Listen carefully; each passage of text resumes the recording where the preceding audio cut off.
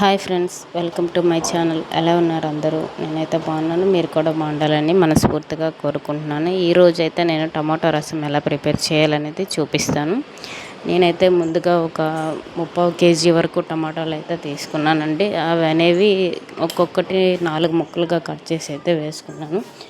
Cut చేసి అందులోనే ఒక 4 పచ్చిమిర్చి, నెక్స్ట్ ఉప్పు, కారం, పసుపు, ధనియాల పొడి అన్నీ అయితే వేసేసి నెక్స్ట్ ఇందులోనే కొద్దిగా వాటర్ అయితే వేయాలి. వాటర్ వేసేసి అయితే పొయ్యి మీద పెట్టుకోవాలండి. కొద్దిగా అల్లం అయితే కచ్చాపచ్చ దంచుకొని అయితే వేస్తున్నాను. కొంచెం అల్లం, నెక్స్ట్ ఒక 4 లేదు ఒక 5-6 మిరియాలు ఉంటాయి కదండి, మిరియాలు అనేవి దంచుకొని వేస్తున్నాను. మిరియాలు ఎందుకంటే ఇది టమాటా జలుబు కదా, ఇంకా తింటారు పుల్ల పుల్లగా బాగుంటుంది, కానీ జలుబు చేసేటప్పుడు ఇంకా సరిపోద్ది, అందుకనేసి మిరియాలు యాడ్ చేస్తున్నాను. మిరియాలు అయితే దంచుకొని ఇందులో వేసేస్తున్నాను. కొద్దిగా ఏమంటే నెక్స్ట్ చింతపండు అయితే చిన్న సైజు నిమ్మకాయ అంత చింతపండు అయితే వేసుకుంటున్నాను, అందులో వేసేస్తున్నానండి. చింతపండు కూడాను వేసేసి ఉడకబెట్టుకుంటున్నాను.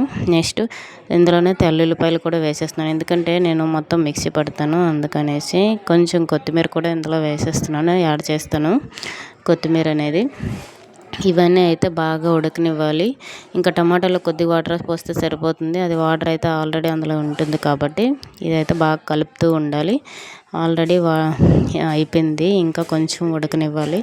ఈ లోపు అయితే మనము తాలింపు అయితే వేసుకుందాం. ముందుగా ఒక కళాయి పెట్టుకొని ఆ కళాయిలో కొద్దిగా ఆయిల్ వేసేసి జీరా, పోపు దినుసులు, నెక్స్ట్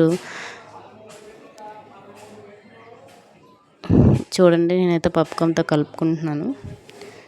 ఇది జీరాను, పోపు దినుసులు, ఉల్లిపాయ, ఎండుమిర్చి ఒక 2, కరివేపాకు అయితే వేసుకుంటున్నాను నేను.